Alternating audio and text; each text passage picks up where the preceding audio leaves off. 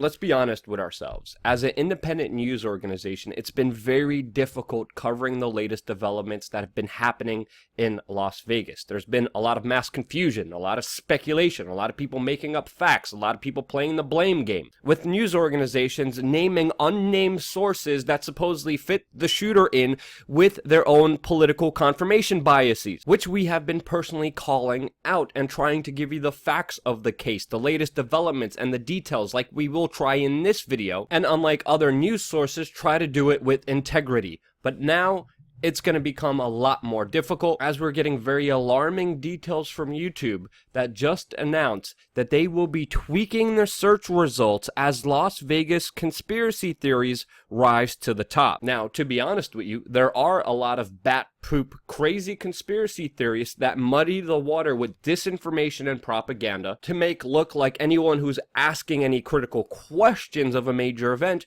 to be just a loony, crazy, tinfoil hat wearing, insane person. Those people do exist. And the reason why this new YouTube policy announcement is frightening is not because it will stop those crazy people, but because it will stop anyone asking any critical questions of any major event in the future. As YouTube announced, the company said it is accelerating the rollout of planned changes to its search engine on Wednesday night. The company began promoting more authoritative sources in search results, especially for those about major news events. Now, who does YouTube, Google, Alphabet view as an authoritative source of news? Well, they won't tell you, but most likely it's the establishment voices of mainstream media corporations like CNN or MSNBC, CNBC, and I could go on and on and on. All establishment voices that are seen as authoritative that just push the status quo, repeat what is said to them by other authority figures, have utterly lost their reputation with the American public. That's why people are no longer watching TV news. They're going online to get their information from unbiased independent news sources. And now, those sources will be silenced, will be muted, won't be in the suggested video, won't be in the search engine, won't be in the recommended video. And then these authoritative voices, which previously lied about wars, lied about banker bailouts, and so many other things, those will be the institutions that now will control the narrative while silencing anyone not a part of the establishment mainstream media and toes the status quo line, like this channel and many other legit independent news channels on YouTube that are asking legitimate questions of authority. And now you, the viewer, are more important than ever when it comes to sharing actual legitimate criticisms of authority. So now YouTube will only make sure the general public sees the authoritative voices, which of course are from mainstream media outlets that regurgitate everything that the government and other authority figures tell them, which have been caught multiple times lying to the general public in order to hide either their incompetence or just criminal behavior sometimes. Those same authoritative voices, like the Washington Post, that is literally mocking survivors of the Las Vegas massacre by making fun of an Instagram star, Dan Brazilian, who, by the way, almost died that night, saw a girl next to him get shot in the face, lived through horror, and the Washington Post is deciding to make fun of him, calling him a hypocrite and a coward because he fled the scene during a mass murder shooting. What else are you supposed to do during a mass shooting? Making fun of a survivor of this horrendous event just really shows an all-time low for a discredited piece of rag that some people call a newspaper, that in reality is just a propaganda paper that also has their own YouTube channel, that YouTube will most likely see as an authoritative voice that will be pushed and recommended to everyone. And that's some utter bullcrap, along with the other crap that the mainstream media is pushing on the American people, which we will get into later in this video. But first, let's go over some of the details that have just emerged about this latest Las Vegas massacre that happened, because the actual details of this matter are actually very important. We're learning today that the Las Vegas shooter transferred over $100,000 overseas in days before this attack. His brother came out and said that they're, quote, wealthy people, and that $100,000 isn't that much money for them. We're also learning that this Las Vegas shooter had 50 pounds of explosive materials in his car and an additional 1,600 rounds in the hotel parking lot of the MGM Grand. He had cameras set up inside and outside of his hotel room so he could monitor the entire situation as it went down. We're also finding out that he worked as a government employee for over a decade inside of the Department of Defense, IRS, and even the U.S. Post Office. The Las Vegas Review-Journal even reported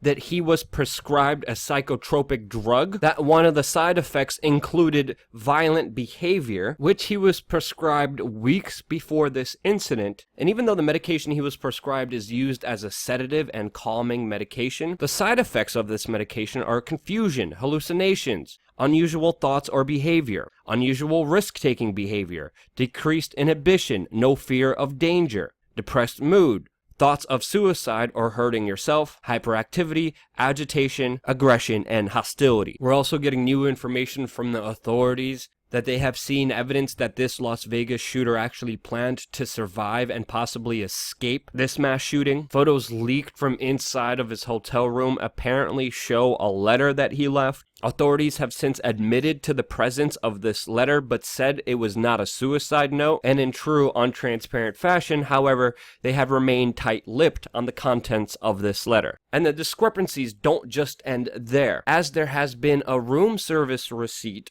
leaked online that is leading many people believe that there was a second person involved in the shooting. That lists that this room service was for 2 people and shows that the shooter was in the room on September 27th and not the 28th, which police officers stated before. Now, the hotel employee posted these receipts on his Facebook page before later deleting them, and even wrote that, quote, "I think I talked to the Mandalay Bay assassin and I was alone with him for several minutes." The assailant's name is on the receipt and directly contradicts the police reports of when this assassin actually checked into the hotel. We're also finding out that this shooter booked 2 rooms at the Blackstone Hotel in Chicago overlooking the Lollapalooza event and has rented multiple rooms looking over 2 separate festivals in Vegas and Chicago previously before. One of them being a rap concert, which directly contradicts InfoWars that attempted to assert without any proof that this shooter was an anti-Trump liberal with ties to Antifa and ISIS. The Iraq war vet that gave the exact location of this Vegas shooter just came out recently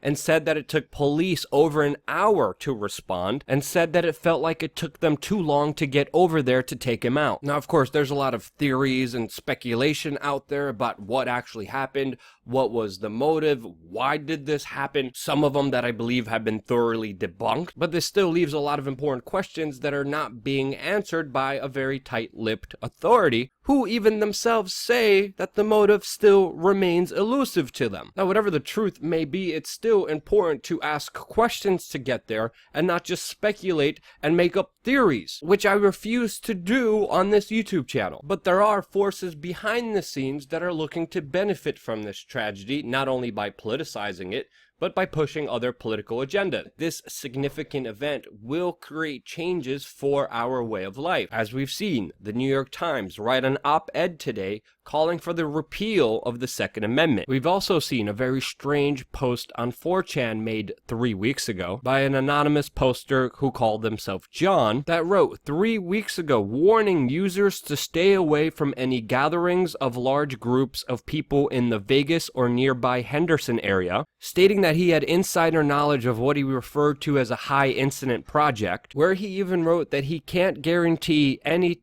will happen tomorrow. That was September 11th of this year, but Las Vegas is, quote, on their minds. And then he went on to specifically name former head of the Department of Homeland Security, Michael Chertoff, and casino owner and billionaire Sheldon Adelson as the 2 men set to profit most off the wave of new regulations set to spring up in response to this Vegas incident. Now, this is just a random 4chan post, so take that with a grain of salt. But the fact does remain that people like Chertoff and those behind similar companies do stand to profit in the months to come from the new security panic this incident will likely produce. And we're already seeing the push by media organizations like the Huffington Post that write articles saying, quote, "Do U.S. hotels need metal detectors?" Already, metal detectors and body scanners have been put into some Las Vegas hotels in response to this incident. And then the former chief of staff of the Department of Homeland Security, a former CIA agent,